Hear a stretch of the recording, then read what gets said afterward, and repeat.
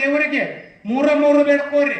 ಏನು ಬೇಡ್ಕೋರಿಪ್ಪ ಅಂತಂದ್ರ, ಯಪ್ಪ ಕಾಡಸಿದ್ದೇಶ್ವರ ನಮ್ಮ ಹೊಟ್ಟೆ ತುಂಬಾ ಊಟ ಮಾಡಾಕತ್ತು ಅಂದ್ರ, ನಮ್ಮ ಹೊಟ್ಟೆ ಶಾಂತ ಐತಂದ್ರ ಈ ಜಗತ್ತಿಗೆ ಅನ್ನ ಕೊಡ್ತಕ್ಕಂಥ ರೈತನಿಂದ ಯಪ್ಪ ಅವಂಗ ರೈತಗೆ ಕಾಲಕ್ಕೆ ತಕ್ಕಂಗ ಮಳಿಗೆ ತಕ್ಕಂಗ ಬೆಳೆ ಕೊಟ್ಟ ಅವನ ಹೊಟ್ಟೆ ಶಾಂತಿ ಇಟ್ರ ನಮ್ಮ ಹೊಟ್ಟೆ ಶಾಂತಿ ಇಟ್ಟಂಗಪ್ಪ ಅಂತ ಬೇಡ್ಕೋರಿ. ಬಂದ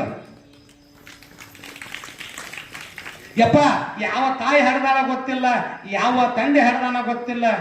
ಇವತ್ತು ಅವರಿಂದ ನಾವು ಸುರಕ್ಷಿತವಾಗಿ ಇದು ನಮ್ಮ ಭಾರತ ದೇಶ ಉಳಿಬೇಕಂದ್ರ ಈ ದೇಶವನ್ನ ಗಡಿ ಕಾಯುವಂತ ಸೈನಿಕರಿಂದ ಅಪ್ಪ ಕಾಲಕ್ಕೆ ತಕ್ಕಂಗ ಅವ್ರು ಯಾವುದೂ ಯುದ್ಧ ಭೂಮಿ ಒಳಗ ಯಾವ ಗಂಡಾಂತರಗಳು ಆಗಬಾರ್ದು, ಅವನ ಶರೀರಕ್ಕೆ ಯಾವ ತೊಂದರೆ ಆಗಲ್ದಂಗ ನಿವೃತ್ತಿ ಆದ್ಮ್ಯಾಗ ತಾಯಿನಾಡಿಗೆ ಬಂದ ತಂದೆ ತಾಯಿ ಸೇವೆ ಮಾಡುವಂತ ಬುದ್ಧಿ ಅವ್ನು ಕೊಡಪ್ಪ ಅಂತಂದ ಬೇಡ್ಕೋರಿ.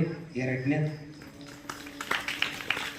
ಮೂರನೇದೇನು ಬೇಡ್ಕೋರಿ ಅಂದ್ರ, ಯಪ್ಪ ಬೆಳಗ್ಗೆ ಅಂತ ಕೊಟ್ಲಿ ಅವ್ರ ಮನೆಗೆ ನಿಂಬಿಕ ಇವ್ರ ಮನೆಗೆ ದಾರ ಇದನ್ನ ಒಗಿದ ಬುದ್ಧಿ ನನಗ ಕೊಡಬೇಡ. ಸದಾವ ಕಾಲ ಕಾಡಸಿದ್ದೇಶ್ವರ ಕುತ್ತಾಗ ನಿನ್ನ ದಾನ, ಬಾಯಿ ಒಳಗ ನಿನ್ನ ನಾಮಸ್ಮರಣೆ, ನಿನ್ನ ಧ್ಯಾನ, ನಿನ್ನ ಚಿಂತನೆ, ನಿನ್ನ ಗುಣಗಾನದಿಂದ ಕಾಲ ಕಲಿಯುವಂತ ಬುದ್ಧಿ ನನಗ ಕೊಡು, ಆಶೀರ್ವಾದ ನನಗೆ ಮಾಡ ಕಾಡಸಿದ್ದೇಶ್ವರ ಅಂತ ಬೇಡ್ಕೋರಿ.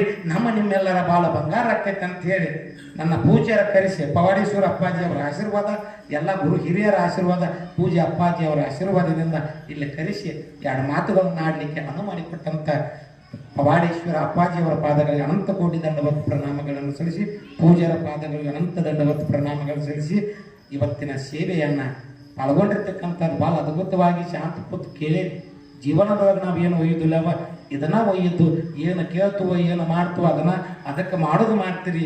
ದಾನ ಧರ್ಮಗಳನ್ನ ಮಾಡಿ ಹಸಿದವ್ರಿಗೆ ಊಟ ಹಾಕಿ ನಮ್ಮ ಬದುಕು ಆಸನ ಮಾಡಿಕೊಳ್ಳ ಅಂತ ಹೇಳಿ ಇವತ್ತಿನ ಸೇವೆಯನ್ನ ಕರ್ತು ಗದಿಗೆಯಲ್ಲಿರತಕ್ಕಂಥ ಕಾಡಸಿದ್ದೇಶ್ವರ ಅಪ್ಪನ ಪಾದಕ ಅರ್ಪಿಸ್ತಾನೆ. ಹರಿ ಓಂ ತಸ್ಸ.